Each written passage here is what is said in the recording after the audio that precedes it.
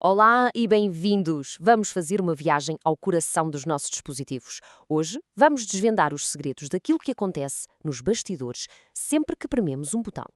Pensem nisto. Um simples clique em play e de repente o mundo inteiro ganha vida no ecrã. Parece quase magia, não é? Mas não é. O que está a acontecer é uma dança, uma coreografia incrivelmente precisa entre componentes físicos e instruções invisíveis. E é precisamente essa dança que vamos explorar. Muito bem, vamos lá mergulhar nisto. Primeiro, vamos perceber os dois lados fundamentais da computação. Depois, vamos conhecer os atores físicos, a equipa de hardware.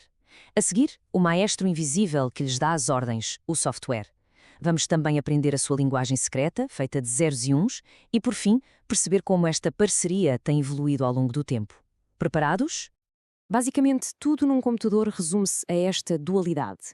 De um lado, temos as peças físicas, aquelas a que podemos tocar, é o palco. Do outro, as instruções que dizem a essas peças o que fazer. Esse é o argumento.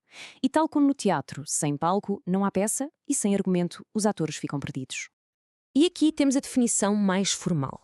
Um sistema informático não é só a máquina, nem são só os programas. É a combinação dos dois a trabalhar em perfeita sintonia para atingir um objetivo, seja ele mostrar um vídeo ou enviar um e-mail. E esta tabela ilustra as diferenças de uma forma muito clara. São quase o oposto um do outro. O hardware é físico, desgasta-se com o tempo e substituí-lo, bem, pode ser caro. Já o software é lógico, é uma ideia. Não envelhece da mesma forma e pode ser atualizado ou modificado com muito mais facilidade.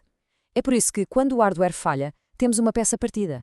Mas quando o software falha, o que temos é um bug, um erro na sua lógica. E este é o ponto-chave. São totalmente interdependentes. Um cérebro sem um corpo não consegue agir e um corpo sem um cérebro não sabe o que fazer. Na computação, a lógica é exatamente a mesma. Ok, vamos agora focar-nos nos componentes físicos. Podemos imaginá-los como uma equipa de especialistas, cada um com uma função muito específica e todos a trabalharem em conjunto para uma tarefa que todos conhecemos bem: ver um vídeo. E aqui estão os jogadores principais. O CPU processa a informação, a GPU, ou placa gráfica, desenha as imagens, a memória RAM guarda os lados mais importantes à mão para que tudo seja super rápido. E claro, o monitor e as colunas entregam-nos a experiência final, a imagem e o som. Cada peça com o seu papel, todas essenciais. O CPU é, sem dúvida, o cérebro da operação. É ele que lê a lista de tarefas, percebe o que tem de ser feito e executa os cálculos essenciais a uma velocidade absolutamente estonteante. E o trabalho do CPU resume-se a este ciclo constante, que se repete milhares de milhões de vezes por segundo. Primeiro, busca uma instrução. Depois, descodifica para perceber o que é preciso fazer. A seguir, executa a tarefa. E, por fim, armazena o resultado. É o pulsar, o ritmo cardíaco de qualquer computador.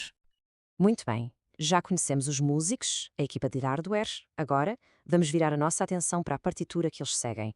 Vamos falar do software, o conjunto de instruções que transforma o silêncio em música. O interessante é que software não é uma coisa só. Existem camadas. Há o software de sistema, como o Windows ou o macOS, que gere tudo. Depois, o software de aplicação, como o browser ou o Word, que usamos para tarefas específicas. E até existe o firmware, que é software que vive dentro do próprio hardware, quase como a consciência de um componente. E voltando ao exemplo do vídeo, esta é a equipa de software a trabalhar nos bastidores. O sistema operativo é o grande gestor de palco, o browser é o autor principal e depois temos os especialistas técnicos, os codecs que descodificam o vídeo e os drivers que traduzem os pedidos do sistema operativo para a linguagem da placa gráfica e da placa de som. Certo, mas como é que estas máquinas, que no fundo são apenas circuitos elétricos, conseguem representar algo tão complexo como um vídeo? A resposta está na sua língua materna: zeros e uns. A maior parte da informação no nosso mundo é analógica, como o som da voz, que é uma onda contínua. Os computadores, pelo contrário, são digitais. Funcionam com valores discretos, ou está ligado ou está desligado.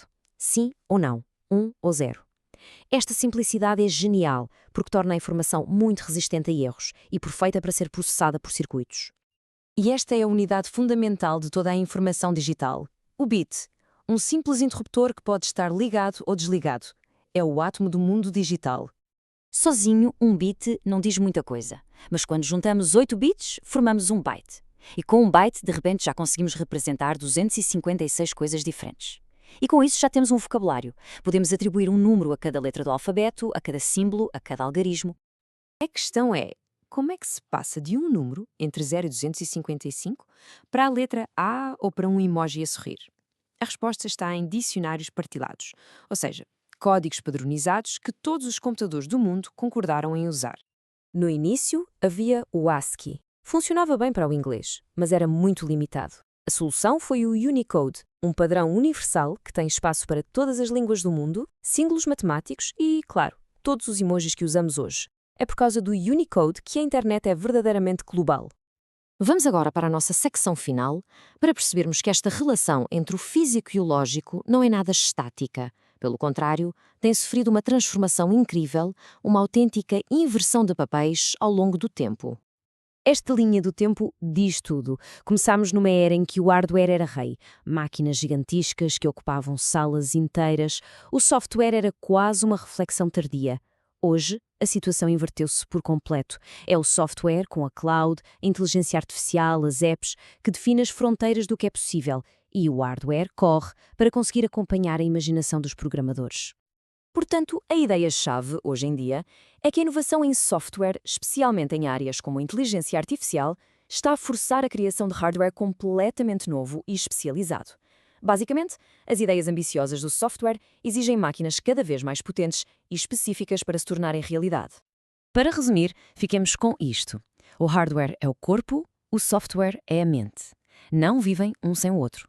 Mas hoje é a mente, o software, que está claramente ao volante, a impulsionar o futuro da tecnologia e a definir o caminho da inovação. E isto deixa-nos com uma pergunta fascinante para o futuro.